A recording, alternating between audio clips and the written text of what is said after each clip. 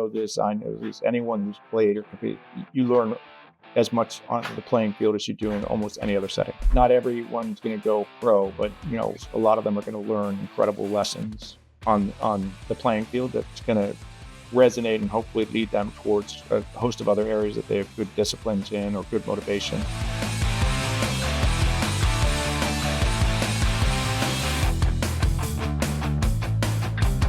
Well, folks, welcome back to another episode of What's Next. I'm stoked to have our next guest on because we talked a little bit off camera, but more than half of our community, and it could be way more than that, 75% of the community who are leaving the world of playing sport for a living, pro athletes and the like, often dream of starting an investment firm to get into the world of sports, or if you're very fortunate enough, happen to own a professional sports team.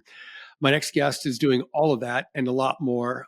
Brett Johnson joins us today. And as I do his quick intro, from just schlepping it around at Brown as an undergrad, then off to Pepperdine, and just cleaning up some other work at Harvard, certainly knows his way around some pretty good universities, started in the securities business, really kind of worked all through the ranks there. And then in 2005 opened up what we know now as Benevolent Capital with his brother. We're going to talk about that as well. But Brett, welcome aboard. So excited to kind of talk about your full scope of what you're doing. Thank you, Bryan. Very excited to be here. True honor. Thank you.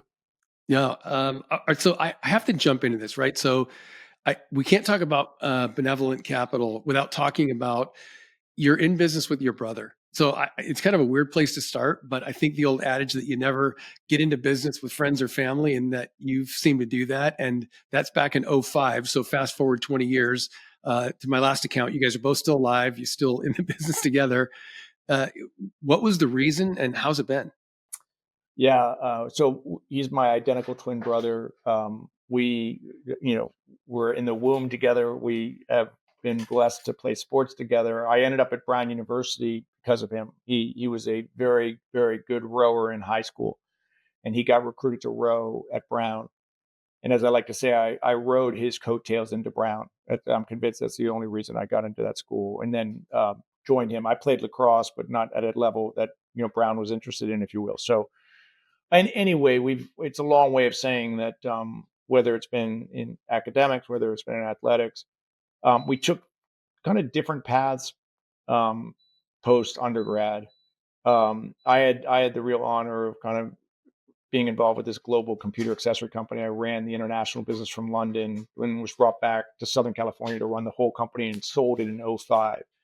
And that's when I turned to him and kind of said, look, let's take my proceeds, if you will, from the sale, and let's start a family office under Benevolent Capital. And we really complement each other very well. I highly recommend at some point you should probably do a follow-up and have him on your show.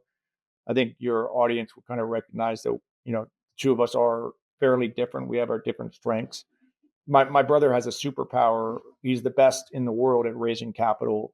And so if you look at our portfolio and specific to Benevolent Capital, we are a fundless sponsor. We're a family office. We put our own money into every single one of our deals. We set them up as SPVs, special purpose vehicles.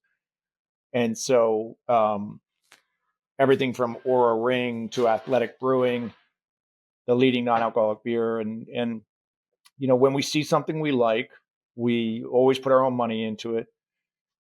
What makes us benevolent, we do not charge management fees. We provide our investors 100% preferred returns before we take a promote. But once we've given them the proverbial 2x, we take 30%. But as we like to say, unless or until you've doubled your money, our money's at risk. We also subordinate our equity. And so I've yet to find anyone who's more generous in terms of economic terms than we are. And we go out and hustle. We find the deals, we negotiate the deals, we set up the SPVs. And a good example, we have an exit coming up for we invested in this SaaS platform, Amazon-based SaaS reseller. And we haven't been in the investment too long, but our investors will make like 1.5x, 1.5x, and no one will begrudge getting their money back in a 50% return. But it's a perfect example. Like it didn't clear the 2x hurdle. So my brother and I will get our money back but we're not getting any promote on it. So it's a perfect where I got to at some point spend a minute and just do the calculation, because if we were like other private equity firms and we charge 2% management fee Mhm. every year and then took, a 20% after an 8 pref, that would suck a fair bit of oxygen out of the returns. So when I eventually do the math, I think it'll be another sort of, tent pole for us to kind of go out to people and say, like, look, this is traditional equity. This was benevolent. But when I look at our portfolio, I'm very bullish in terms of just a handful of our investments that are going to be 10x or more in terms of returns. And that's where, when we take the 30% promote, it becomes quite lucrative. Yeah, it's amazing. And so for our audience that are not uber familiar with kind of the investment world that Brett's talking about, this 2 and 20 model, which is very commonplace, you invest your money or you go raise capital. And if you're on the investor side and you put in, let's say, 100,000 or a million or whatever the number is, they're going to charge you 2% to manage your money into those investments, may not actually even put any of their own money in, and then take 20% of the returns. So to Brett's point, very traditional model. And we have a saying here at Opportunity Seed, similar to yours, Brett, not on the same financial model, but that our feet will follow our money. And I think you guys doing it in this world is the ultimate proof point that you're actually doing it. And then to say that until the investment partner in those SPVs gets their money back and then some, then you guys start to participate. I think you surely on the website, it basically says, if you don't win, we don't win, something of that nature. You're really putting your money where your mouth is. And that's so unique. But again, from what I do know of you, of being in the same strategic coach group together, that seems to follow the mantra. And I'm already writing this down. I'm getting your brother on the show. So thank you for voluntoling him. He's going to be here. And so you kind of hit all the bases there. Like, why be in business with him? He's got a superpower. You guys have been together forever. I too have twin boys that have just started a company. And so that's a selfish ask on my part because they're hearing, don't do it, don't do it. And that yet I see what you guys are doing. And I absolutely freaking love it. I think it's awesome. It's energy creating. And your success rates, for anybody, I'm just going to tease it. It'll be in the show notes. Go to Benevolent Capital. Look at some of the companies they're invested in. If you want to get a good feel for sort of good lifestyle where you're at, Brett mentioned a couple, Athletic Brewing, or a Ring, and the like. It's a really good range. But again, your point, you are investing with them along the journey. I don't know. I don't know if it gets much better than that. If I'm putting money in and you're sitting there babysitting, that feels pretty good. And I would imagine your clients aren't most likely one hit wonders with you guys. They would probably tend to come along with you in different deals that speak to them, not exclusively, right? They're not just pouring money into one gigantic fund. They can pick and choose as they go. Is that correct? Yeah, 100%. And my brother and I've done sort of big, at the back of the envelope. We have, I think, across all of our portfolios, over 800 LPs, limited partners. And so we have a diversity of investors, where some will look at like an Aura Ring and be like, oh, I love it, I got to be in it. And, others will look at an Athletic and, have a similar response. So, every single one of their deals is, as they say, like a snowflake, no two are alike. And so we have the ability for investors to opt and choose where they see fit and jump in. And um, I'm always suspect, as I said, of I ran a company that was owned by private equity. The partners that I worked with in that firm had almost zero of their own dollars into the fund. They had 13 different portfolio companies in their fund. When we ran into a tough time at Targus, I started realizing it didn't really matter what happened to Targus relative to their fund. They still had 12 other investments that when they averaged out the returns across the portfolio, they were all going to make their mortgage payments. None of them, so I started recognizing from my vantage point, I felt there was something inherently wrong with the core, but, private equity model. I just, and so when Grant and I sat down and kind of started to white paper how we would do it differently, that's where we came up with these tenets, and it served us well. It's not easy. I mean, the reality is Grant and I've raised $80 million just on our private equity side. If we're charging 2% per year on that money, that's, you can add it up. That's a fair bit of comp that we're foregoing every single year. Yep. But again, when we clear the hurdle and we take 30% on the promote on some of these returns, we'll more than offset what we're giving up in current comp. And again, I far prefer just aligning our interests. So Grant does the heavy lift on Benevolent Capital. for all intents and purposes, Benevolent is our family office. It's my alter ego. Everything I do is benevolent. Every time I put money into, and that's why you'll see my holdings in Ipswich Town and Phoenix Rising, Rhode Island FC, because I personally invested in all of those. Those are our sports opportunities. I really dedicate a lot of my time on that, a disproportionate amount of time, and a lot of those have substantial real estate focus. So Mm. I kind of do sports and real estate. Grants does private equity, venture capital, but we do collaborate. I ended up was the one who said to Grant, we got to find a way to invest in Aura. We got to find a way to invest in Athletic Brewing. Like, certainly there was a number of our private equity investments that the genesis came about because I had a passion or an interest or a relationship there. But at the end of the day, when it comes to really raising the capital on that side, that's Grant's domain. And you'll get, when you speak to him, you'll see, I mean, I've never seen anyone who's more effective at going out and syndicating capital for opportunities. It's a real gift. Yeah, and I would imagine he'd say the same thing, that gift gets amplified when what you're doing you believe in, you love it, and you obviously are putting your own money in. So it's a pretty good lead, right? When you can say, "Look, I believe in it so much that we're doing it, whether you come in or not." That's certainly a great foot in the door. And then how you build that out. My pause point here, and as our audience knows, I take a lot of notes. I'm an old goalkeeper, so I have to do that so I remember what we're doing. Uh, but my takeaway so far is, number one, obviously you're in business with your brother as a twin.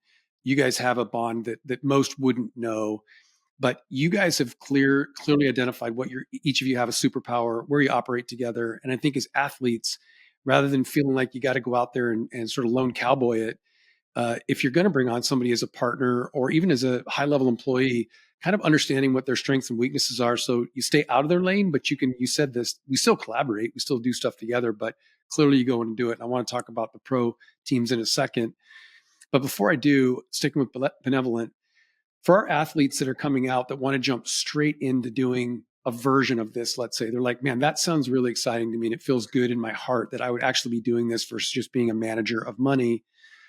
This is a little bit of a tip, but it seems like doing this as an investor with, I'm going to pick your group, doing this as an investor and seeing how it works first, would that be the right first step versus like going all in and just doing it? It seems like just coming alongside and saying, okay, I kind of see how this works would make a lot of sense here.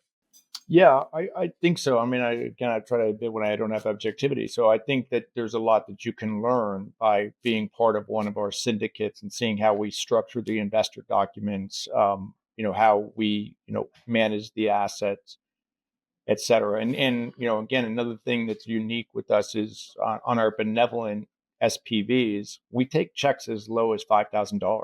You don't need, $250,000 to put into.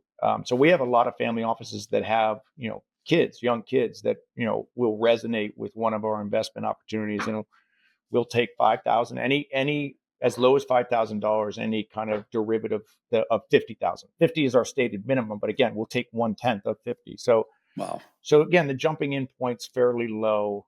But I think in terms of learning, and what I would say specifically to the entrepreneurs or the would-be entrepreneurs in your audience, if you look at a lot of the different things that we're involved in, they started very modestly. Like, I didn't buy the Cowboys, I didn't buy I didn't jump at like a $10 billion plus. My first endeavor in soccer was I bought a USL team, United Soccer League team in Phoenix, Arizona, called Arizona United. And my first investment, I've got to try to get my numbers right, but it was about $250,000. And then it grew from there. And then eventually we rebranded it to Phoenix Rising. I brought in a whole host of other partners. And then eventually, my partner Bear Kay and I partnered up with a pension fund in Arizona. We bought Ipswich Town in England, which, for those that follow it, are aware that we've now had back-to-back promotions to the Premier League. My Rhode Island endeavor, that the genesis for that was one day just learning that the Pawtucket Red Sox, the baseball team in that state, was picking up and leaving. And I put my entrepreneurial hat on. I bought the rights to bring a USL team. I negotiated a public-private partnership with the state and with the city of Pawtucket. And now we're 3 months away from opening $140 million stadium, developing all the real estate around it. So if you look at the evolution of it, some of the projects are quite substantial now. But if Yeah. you look at the genesis of it, the buy-in, the initial contribution, the initial capital involved, I think, relatively speaking, are fairly, for lack of a better expression, fairly pedestrian. Like you can achieve it with all types of balance sheets. You need to have, if you will, the passion, the conviction to try to put these pieces together. But I think it's the benefit of being an entrepreneur. You kind of recognize, like, how do you make something happen? How do you try athletic brewing and say, wow, this is such a game-changing non-alcoholic beer. I want to find a way to invest. And in that instance, I called the CEO up, and I didn't stop calling the CEO up until he basically said, I better let these guys invest because I'll never stop hearing from them. So it's, so that was that we were the only, Benevolent was the only investor in the athletic brewing cap table outside of his founding investors. And then he's now got General Atlantic that come in. He's got Dr. Pepper that's come in. But, we were the only, if you will, private investor that's non-strategic that came in, after the inception of his original founding cap table. So that really, again, came down to more like seeing an opportunity and being very persistent. And if we hadn't been able to get in, we would have looked for something else to get in, somewhere else. Like I wouldn't have just dropped it, if you will. Yeah, and I appreciate that approach, right? I'll sort of go back to front, that going from what Phoenix Rising was then to where they are today. And for those of you that don't know, in sort of the soccer hierarchy, you've got USL League One, USL Championship, which Brett's talking about, Major League Soccer, just from a tiered perspective. I think really good argument to say, where does each one actually fit? Big fan of what USL is doing across the platform. And Brett's working into those models. I think you'd also say Phoenix, top 5 franchise in the league for sure. You go to Rhode Island, first year franchise. Oh, by the way, just played in the final. Pretty amazing. Now going to have a new stadium. So success is certainly following you through that. Ipswich Town joining, and then moving them up a couple of ranks now in EPL. Fingers crossed. Come on, boys. Got to win a few games here. Coming in to get out of relegation zone, right? We're only halfway through the season, but we've got some big wins coming up.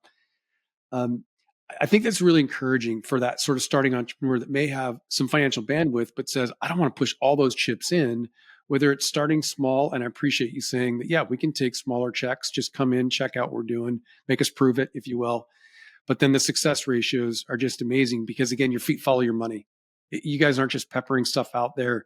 And like the old model is, we're going to invest in 10. If kind of 3 are okay and 2 hit a win and 5 suck, mathematically will still come out all right. It just doesn't work that way. Like you got to tilt the scales. And so going on soccer, how did you end up kind of following that road? Because now with 3 teams under your belt, including some work that you've done prior to that, how did you get in that sort of genre of, yeah, this is part of my calling card?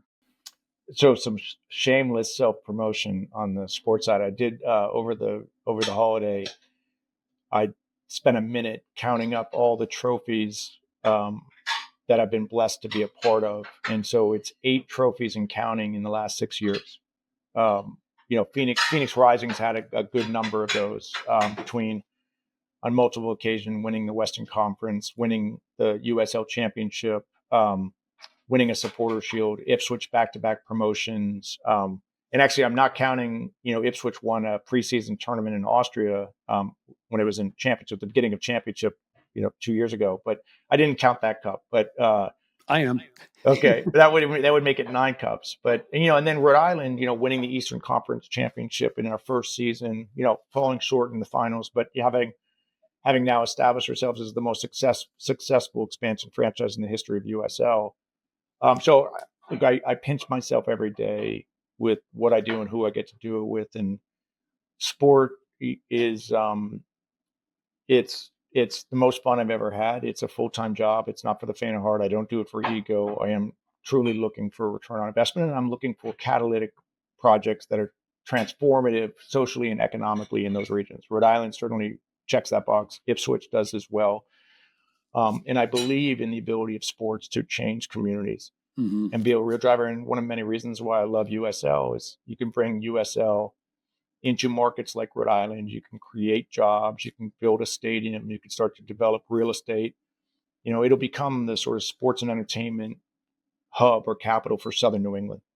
And that's really, really exciting. But at the end of the day, you want to win, and it's important to win. It's important to your fan base. And so again, whether it's been luck, skill, um, you and I both subscribe, obviously, through Strategic Coach to who, not how. And I always like to give everyone around me, rightly so, it's not false humility. Like if almost every ounce of success I've had is because someone better or brighter or more capable than me has really been the driver of that. And maybe I'm the catalyst to kind of put that in motion, but they're the ones. My Rhode Island project is perfect. It wasn't for my partner Dan Crover.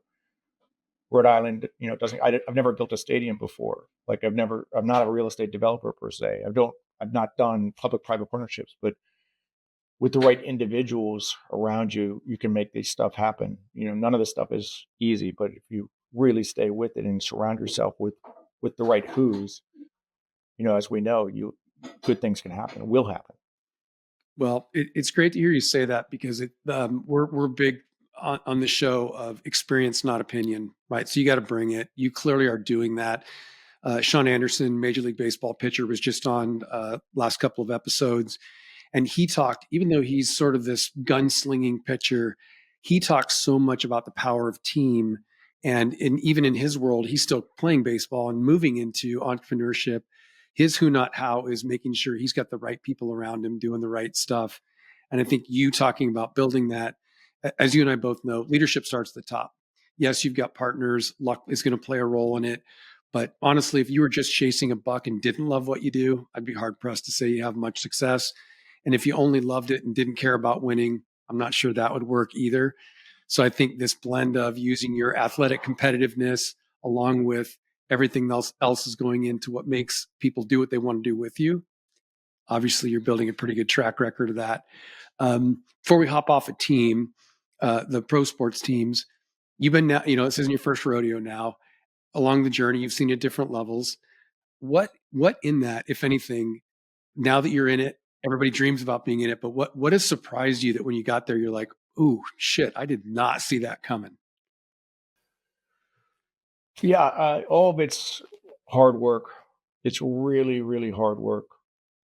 These teams eat 365 days a year. And the difference between kind of getting involved with a club like Ipswich, which is a 150-year-old club, versus starting, whether it's a Phoenix Rising or a Rhode Island FC. But I increasingly, when I think about sport, I'm very focused on what I refer to as kind of sustainability in terms of sports investing. And I'm working right now with my partner from Phoenix Rising and from Ipswich. We're working on a sizable investment in the youth soccer landscape. And I really believe in youth sports for a And is lot that of here in reasons. the U.S.?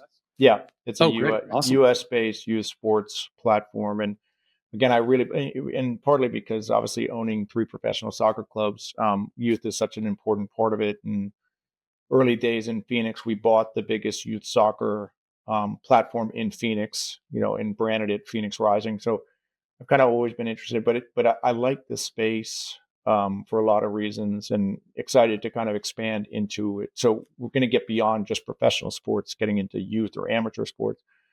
And there's a real estate component with it. There's the platforms are profitable, which is important. There are a lot of opportunities in sport which are very, very challenging. In soccer in general, being up in the Premier League is a dream, but that's a very, very competitive league. We're up against, the private investment fund for Saudi Arabia, for Abu Dhabi, you know, um, the Clear Lake guys with Chelsea. It is not, none of it's for the faint of heart. We're buying players now at about the same amount that we bought the team 3 years ago. So it's, Wow. anyway, it's a long way of saying that. Look, I love it. I feel very, very blessed to be a part of it. But increasingly, as I think about sport, I want to focus on sports that are sustainable, meaning profitable. I want to think about sports that have the ability to transform communities. So that usually means through real estate. And so youth sports is a large real estate opportunity. I've never seen a community that didn't need more playing fields, if you will. And Yep. I think the demographic superpower of the United States, we do have a lot of kids. And so rectangular sports, I'm just bullish in general on soccer. Obviously, is going to be for the next 8 years between the men and women, between LA Olympics, between the World Cup, Club Cup coming year. We'll it's a great place US is a great place to be if you're involved in soccer for the next 6, 7, 8 years for sure. Well, you know, it warms my heart. I own an indoor sports facility in Michigan, and we've owned it for 23 years. And as we think about, to your point, the brick and mortar is the investment side of it. The legacy is certainly the activity and the generations of players that have come up and grown up and had their own kids and weddings and have worked in our facilities. It is truly part of the fabric of that city, which is awesome. And as now we think about it as an asset that may be ready for its new owner and generation, the great thing is it's going to get even better after that. So I like how you're tying those essentially all the way down the ecosystem, which is the crown jewel. If you look at it as a professional team for sure, but at the end of the day, Monday through Friday and tournament weekends, it's about kids running around and enjoying the game. This happens to be soccer. I love that you're sort of tying those things together. And do you find that in doing that, sort of, I'll think about it as a pyramid, as you build that wider base, that sort of youth community base, wearing both hats, does it then more solidify and build a more stable revenue stream that then says, yeah, this is not only the right investment financially, but it's also the right investment, as you said, in changing communities? Yeah, the youth sports flywheel, for better or worse, is profitable. And there are a lot of drivers of revenue in youth sports, a lot more drivers of revenue in youth sports than there are in professional sports. As an example, my Rhode Island team has about 5 drivers of revenue. It's not a complicated business. It's, ticket sales, merchandise, sponsorship, parking, food and beverage. At some point, I think USL will get media rights that will be of note. I think that's still a little ways off. I think player trading at some point is, Louisville USL team just sold Winder to Galaxy. They sold his brother a couple of years ago to one of the Portuguese clubs. So, Louisville's and Orange County, there have been a handful of USL teams that have been monetizing what I call just the development side of things. But it's a long way of my saying that, youth sports is uncorrelated asset class to the rest of the economy. It's by and large, it's recession proof. Families will cut other areas of discretionary spending before they take their kids out of youth sports. And I think the world needs sports. People need, kids need to, this, I know this, anyone who's played or compete, you learn as much on the playing field as you do in almost any other setting, about your character, about your ability to handle adversity, about winning, about losing. I think it's just a critical component of what I would say is a well-rounded life. And so, not everyone's going to go pro, but a lot of them are going to learn incredible lessons on the playing field that's going to resonate and hopefully lead them towards a host of other areas that they have good disciplines in or good motivation, etc. I like the youth side of it. I'm excited to kind of be moving, if you will, my time and capital into the space. And again, it's highly, highly synergistic to what I have going on in the pro space already. Yeah, and it's interesting, your last statement there. Not many will turn pro. I don't think that's a shocker to anybody, even our guys and gals that are playing professionally and getting paid. I could ask you the rhetorical question: how many paychecks did you cash from playing the game of lacrosse? And you'd say, yeah, it's still a big fat zero. But a lot of clearly what you've taken away, and I think our audience gets this in the first half hour of our conversation, is how you compete on the lacrosse field is still the same way you compete in business. You look at the same values. You probably assembled teams the same way in how you organized on the field, probably a coach on the field, if you will, captain-esque. Those same skills transfer. And as long as you stay in that lane, you're pretty damn successful. And I'd argue if anybody wants to know what this looks like later, not that you're 80 years old here, but this is a great example. Like, guys and gals, if you're thinking about this as a business, you don't have to go do something way off in right field, no pun intended. Pick the lane that you're in, be really great at it, follow those passions. I mean, Brett's kind of going through this with you, giving you the recipe book here, and living walking the walk, right? So I think that's certainly a key component of it. As we kind of wind down here, a couple last things. So As you look into this transition, right? So you've made it a while ago, and you could look back and say, hey, if I had a room here, which we kind of do virtually, a room of athletes at varying places in their career, any one or two pieces of advice that you'd give them if they said, yeah, I'm just looking for what's next. I don't need to retire and play 8 days of golf and disappear to, a fishing lodge every week. I want to have some leisure time, but I do want to be actively pursuing this passion of sport, making an impact in community. Where are the places that you'd be kind of pointing them to at least start poking around and get some thought juice going? Yeah, I mean, every day, seemingly another athlete of note. There's an announcement in terms of them investing and getting involved at every level of the sort of professional sports ecosystem or pyramid. USL, you see it often out Westchester this week. Was it Tyler Adams?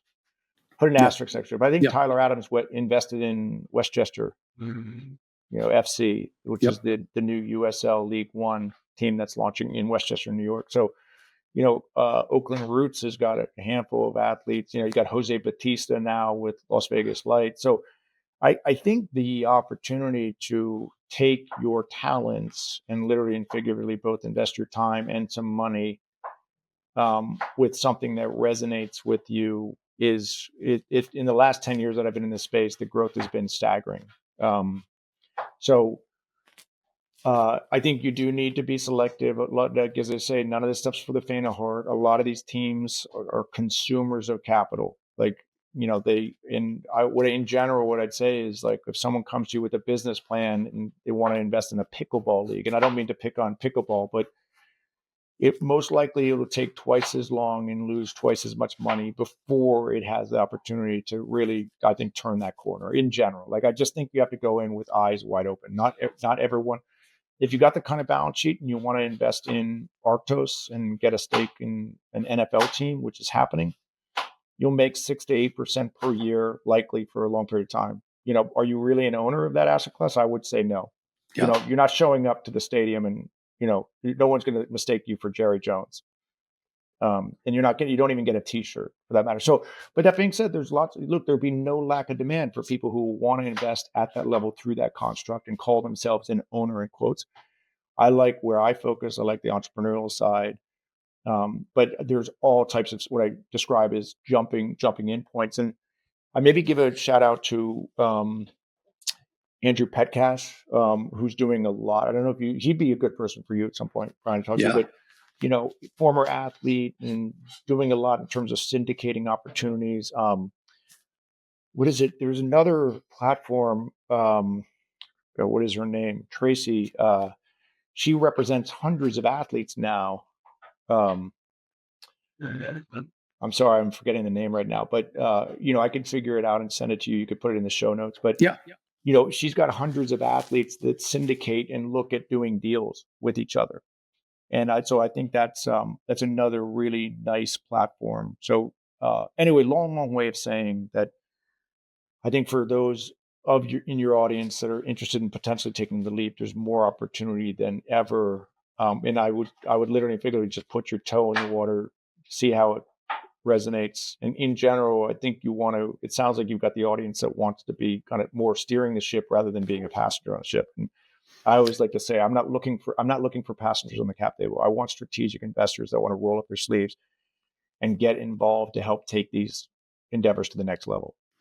And that's so critical. So again, my takeaway here, to distill it down is first and foremost, decide what you want to be, right? So if you're thinking about investing, I like Brett, feet follow my money. I'm looking for those opportunities where when I invest, my time going into it and my thought process is accretive to the company I'm investing in. That's my style. I don't have 50 investments because there's not 50 of me. They tend to be fewer. And on the flip side, if you're just looking for passive, then don't invest in somebody who wants you to come sit at the board table and be a part of weekly or monthly meetings because you're both going to be disenchanted with what you end up with. So first and foremost, decide.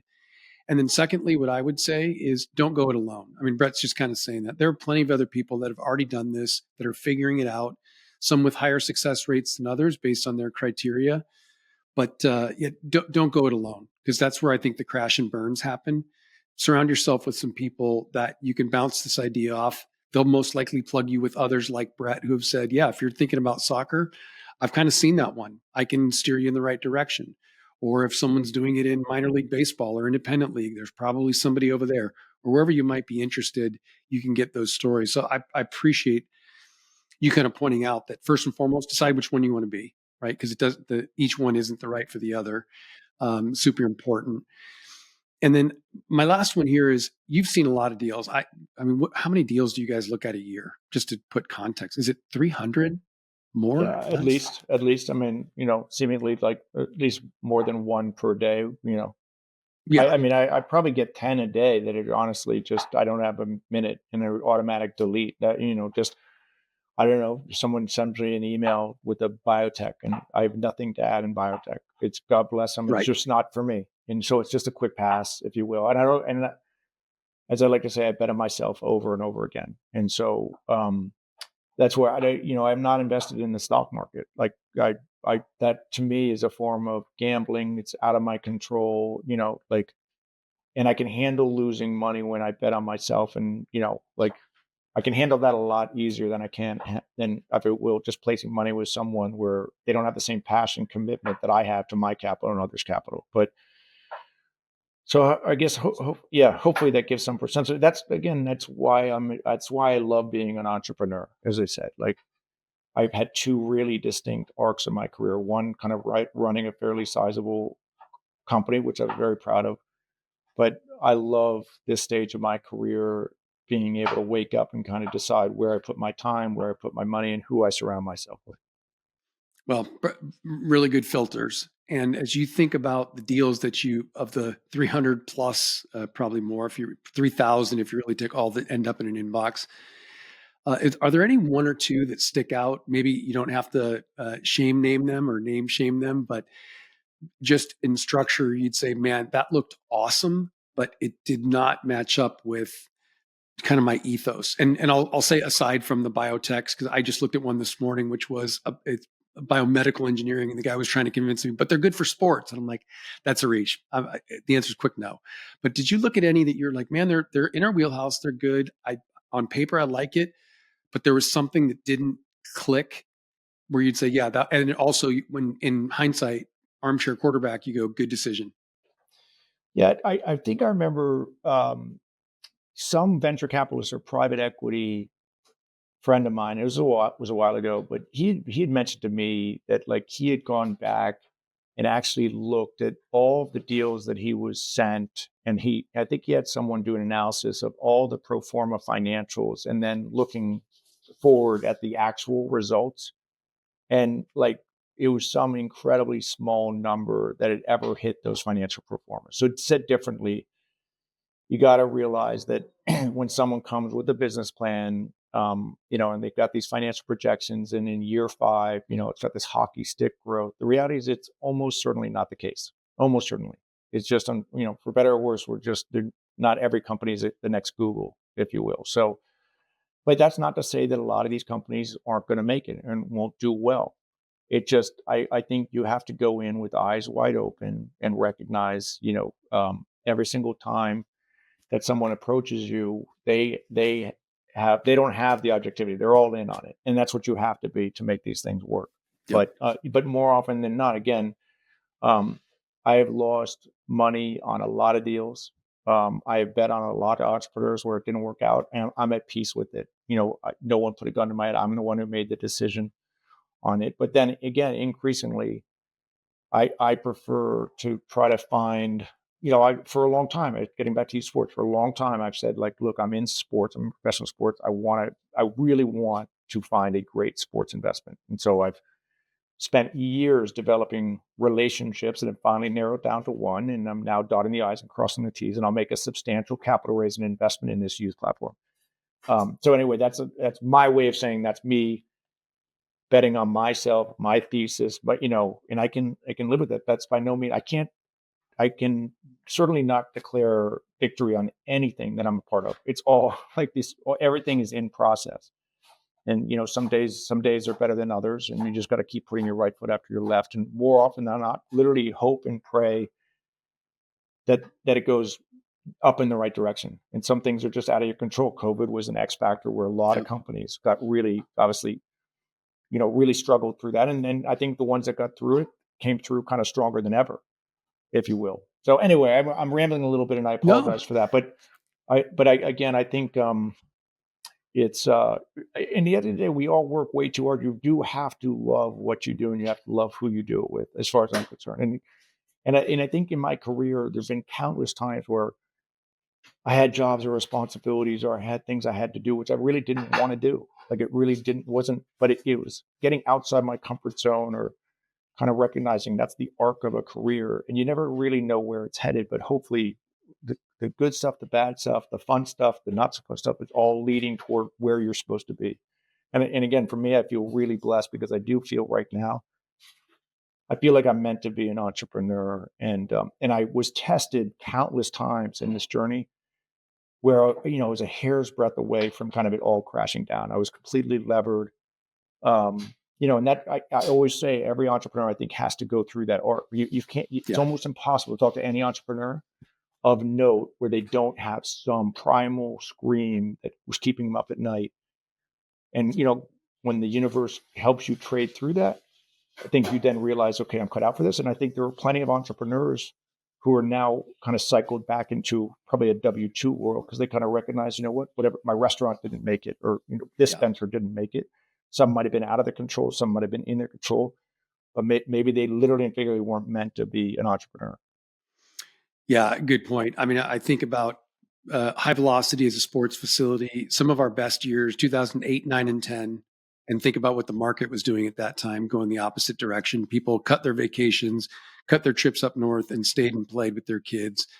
We're in the golf apparel business, and yet you've got COVID hits. Sports facility had a little challenge, but yet golf went crazy. So yeah, I think there's certainly some luck to that, but they're also sort of recession proof, as you had said, and their counter market, which is also important. And then ultimately, I'm going to end here because it's just a common theme that this is hard work. There's no shortcut, easy button, entrepreneurial life hack that gets you from zero to a bunch. And the best part is, as an athlete, you know this. You don't walk into any team and suddenly get something without all the hard work that came behind it. This is no different. It is not for the faint of heart, as Brett would tell you, and is clearly living that. Been on the razor's edge a number of times, and I'm sure it's going to happen in the future. So kind of know what you're getting into, which is great. You've had some tips and tricks here on at least ways to put your toe in the water with the right people and in the right atmosphere. Brett, I can't thank you enough, in the midst of all the things going on professionally and personally, to spend some time with us. I'm going to take you up on the offer to get your brother on. And I'm going to twist your arm a little bit to get you back on, because there's like 5 things we did not talk about today that I know the audience will be already pinging the question box with. But if people want to follow you or kind of, track you on this journey, well, what's the best bet? LinkedIn, through Yeah, the team? LinkedIn, Brett Matthew Johnson, on LinkedIn. I'm not really big on any of the other social media platforms. And then our benevolent site, benevolentcapital.com. And just one thing, first and foremost, thank you, my friend. It's such an honor, and you really have a gift at this. So thank you for the opportunity to talk. One of the things that I've noticed, and I think for all the professional athletes that you have that follow you, is as I think about over the decade that I've really been involved with professional sports, and I think about all the incredible players that I've watched, and how they handle the adversity of an injury, or in many respects, what athletes deal with all the time, is, losing your starting position. And yet the ones that don't let it get them down kind of recognize you're fighting for that position all the time. I mean, you're a goalie. You know this. We had a situation where our starting goalie got injured last season, and the backup goalie stepped up and never ever lost that position for the whole I season. know. And he helped. And then now this season we brought someone in. I'm talking about Itcher specifically. We brought in, Yeah. a goalie, and again, this guy who used to be our starting goalie is kind of sitting on the bench, And then now he's back in the starting lineup in the Premier League. So two years ago, he's in League One as a starting goalie. He sits on the bench in Championship. He's sitting on the bench in the Premier League. But then for one reason or another, he gets an opportunity, and the coaches now kind of put him in. So it's just a long way of my saying, I think, sports and being a professional athlete, like dealing with that, you always have to be ready. You just, and you have to stay positive, and you have to recognize there's a plan there, and don't get down. And that's where I get inspired when I see athletes like that, because I could see countless times where I've seen players that have lost their starting positions for one reason or another. But through these seasons are so long, and then you see, like, man, I'm so happy to see that they're back fit, they're back on the pitch. They just, they came off the bench, they made an impact, and eventually start they get back in the lineup, literally and figuratively. So, anyway, sorry for right at the end here, kind of, going down that rabbit hole. But again, I think there's good lessons for us to kind of recognize. You got to, as I like to say, you always got to put the right foot after the left. You got to get out of bed. You got to do the work and stay positive, because next man up, if you will. No, you just drew a great parallel. My son Owen, who just wrapped up 2 years in Inter Miami, is now as a goalkeeper trying to figure out what his next thing is. And you just drew it perfectly. That you said in business, you've been on the razor's edge a few times and come out. As athletes, we lose our spot, we get an injury, something happens. The journeys are very similar, and I think that's the whole genesis of the show: is use your things that you learned, your superpowers you acquired as athletes. They will transition into the entrepreneurial journey and world if you just pay attention to them. And Brett, I think you did as good a job as anybody about explaining that. So again, thank you for joining us. Everybody can find him on LinkedIn. We'll have his link to the bio down below. Hopefully we've served you well. That's our goal here on What's Next, to help you on that journey. As always, leave questions. That's how we get guys like Brett on the show. Those questions come from what you've been talking to me about. So Brett, thanks for joining us. And to everybody, look forward to seeing you next time on What's Next.